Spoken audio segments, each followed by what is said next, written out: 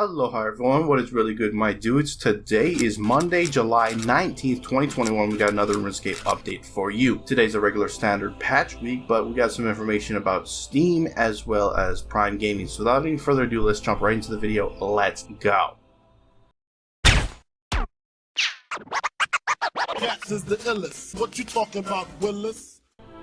Alright guys, to get started with Steam, next Monday, that's the 26th, those of you who are Mac users will be able to play RuneScape on Steam. So if you are interested in that, that will be next week. Also on Steam, in the Steam store, they originally launched some DLC packs with a bunch of cosmetics as well as membership, treasure hunter keys, and things like that. Those are finally going to be swapped out next week, once again on the 26th, with a new set of packs called the Tea Time packs. I imagine these are probably going to be priced the same, or at least very close to the current ones, but obviously they're going to have new cosmetics. They have the Bistro Master outfit as well as a Clockwork Penguin pet named Brewster. So what you can expect with the three different packs: the Tea Time starter pack will net you 1 month of membership, the Bistro Mancer staff, as well as 15 treasure hunter keys. The Tea Time standard pack is 3 months of membership, the Bistro Mancer outfit, 50 keys, and the RuneScape Orchestral Collection. Finally, the Tea Time Max Pack is 12 months of membership, the Bistromancer staff, the outfit, the Brewster pets, 100 bank spaces, 2 cosmetic tokens, 75 treasure hunter keys, extra daily treasure hunter keys, and the RuneScape Orchestral Collection. Once again, the current round of packages will be replaced by these new Tea Time packages on the 26th. They say that you will still be able to purchase certain items using the Premier Club reward tokens, and they're going to be adding the Tea Time cosmetics to the list of available items in the near future. That said, tomorrow on July 20th for Prime Gaming, if you have your accounts linked, you can go ahead and grab yourself 7 days of RuneScape membership as well as Clink, a crab pet, plus an umbral chest. So do log in tomorrow on Twitch, grab that if you have Prime Gaming. That all said, we're going to now shift on over to the patch notes and see what's been added with today's update. So let's go ahead and check it out. Starting off with Davendale, they have reduced the sensitivity of the rotation of the mobile camera. This is an experimental feature and they'd like to hear feedback about it. They've added an extra movement marker between Davendale's beach and the forest to help new players find their way. Tapping out of Davendale's dialogue cutscenes will now skip to the end instead of restarting the cutscene. Players will now be reminded how to advance to the next page of dialogue when speaking to an NPC for the first time and during Davendale's first cutscene. They've adjusted the minimum and maximum camera zoom values during the Davendale tutorial to prevent players from getting their camera stuck in unwanted angles. Values will return to normal upon arrival in Berthor, and villagers will no longer cheer during character creation if the Davendale tutorial was skipped. Moving on to some mobile changes, they have adjusted the brightness of bloom effects inside the War Forge, increased the area users can tap to send a message on a small chat layout, updated the appearance of the unable to retrieve poll data error window visible in the community tab. The quest list will no longer over truncate the longer quest names on mobile. Tapping back on either the treasure hunter or marketplace interfaces should now correctly push you back towards upgrades and extras. Fixed an issue that was blocking access to the quick action bar and the combat settings on the HUD. Spam tapping on newly opened menu interfaces will no longer close them, and users' names and titles will now display correctly on the home menu. Looking at the user interface, it is now possible to save different font sizes for the chat window on PC and mobile. The group invitation window now has an X button to close it, and the achievement banner will no longer appear if the chat window is open. Moving on to some other changes, they graphically updated the Seren Crystal, Dark Crystal, Ireworth Warrior, and Ireworth Elite Warrior cosmetic outfits. You will no longer receive a warning message when attempting to use a Dwarven tool in resource mode on a divine location while the shared knowledge buff is active. Previously, the buff would wipe each other out and players would lose both benefits while still consuming tool charges. The membership upgrade button has been removed from the PC version of the game. Slaying cows in the paddock will now contribute to the Berthor path task till the cows come home. Attacking a Raxor within seconds of its spawning will no longer cause it to immediately use a special attack followed by another. Made graphical fixes to the Kadarn and Heffen Ranger outfits. Special attack energy will no longer be decreased by 5% when leaving combat in Legacy Combat mode. Players will now receive the correct cosmetic tokens when skilling at the beach. All incorrect tokens will be swapped out upon login. The minimap will no longer refresh at every stage of Tutorial Island. Exiting to the lobby within the Clan Citadel will no longer log players out. Summoning focus components can now be traded individually. Pets will no longer randomly disappear after teleporting from the Shadow Reef. Agaroth will now appear on schedule after killing all 4 tentacles during his boss fight. The Gnome Ball referee has had a stern talking to about stealing players' personal Gnome Balls and will now correctly return them after they leave the pitch. Players are now able to equip weapons after teleporting from the Gnome Ball field. The set effect for Linza the Disgraced equipment will now trigger correctly. Using quick chat phrases in clan chat will no longer cause crashes. Fixed an issue where incorrect chat phrases were being sent in